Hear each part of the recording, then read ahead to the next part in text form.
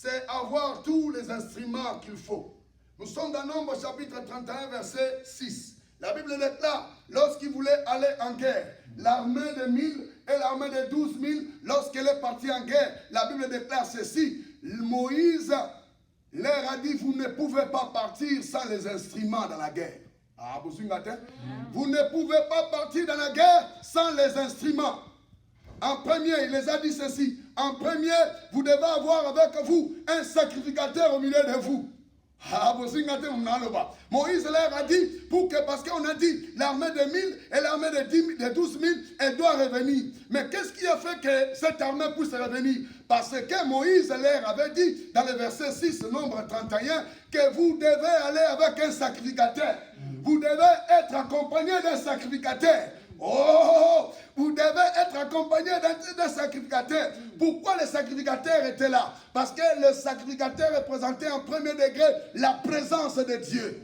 Donc dans cette bataille, pour que nous puissions vaincre cette bataille, il faut que la présence de Dieu soit là. C'est la présence de Dieu qui a fait que cette armée, lorsqu'elle est partie, elle est revenue saine et sauve. Ce qui va faire que nous puissions triompher pendant cette période, c'est la présence des hommes de Dieu. Moïse avait le secret. C'est pourquoi lorsque vous lisez les livres des chroniques, la Bible déclare, confiez-vous aux hommes de Dieu.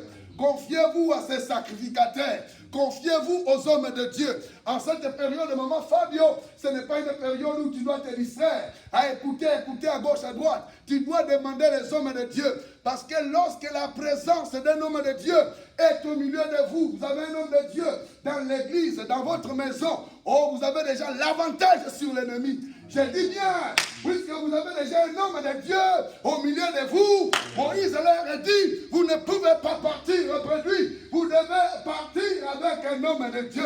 Il appela le fils d'Aaron, Éliazar, il lui dit, accompagne ce peuple.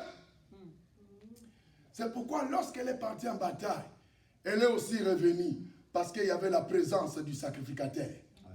Dans cette bataille, pour que nous puissions triompher, nous devons nous rapprocher des hommes de Dieu. Nous devons chercher les hommes de Dieu.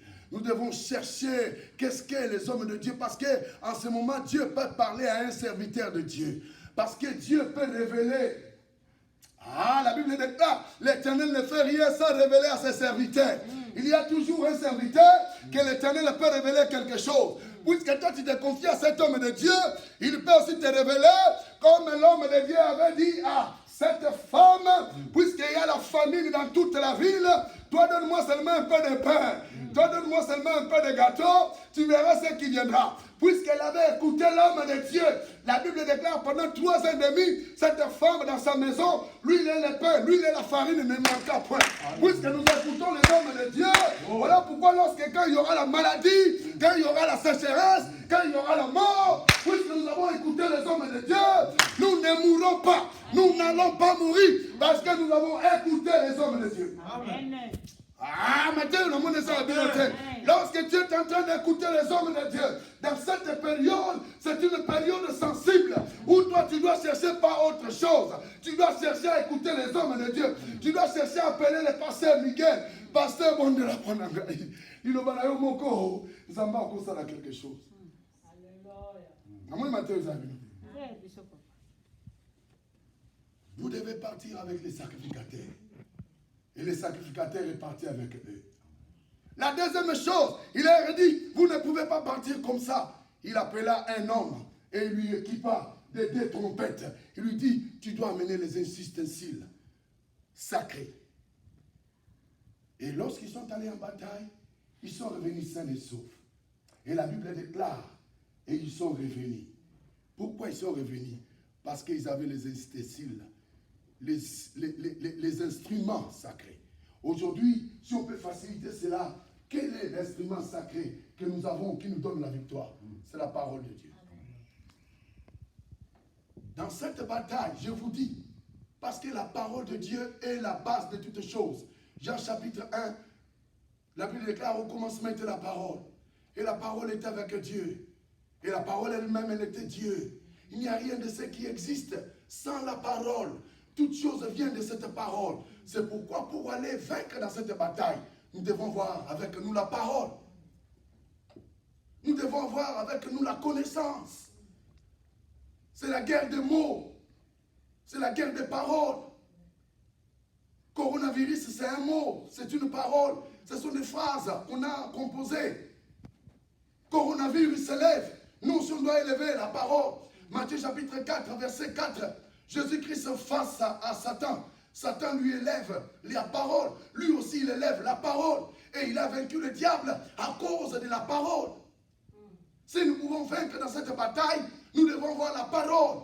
Les chrétiens qui ne vont pas, l'attitude qui fera que nous puissions vaincre dans cette bataille, c'est avoir la connaissance de Dieu. C'est avoir la parole de Dieu. Parce qu'en ce moment, le diable est en train de chercher à séduire l'Église. Souvenez-vous de cette prophétie. Écoute ma sœur. Souvenez-vous de cette prophétie que Jésus a dit. Il arrivera un temps où le diable se lèvera. Il cherchera à séduire même les élus.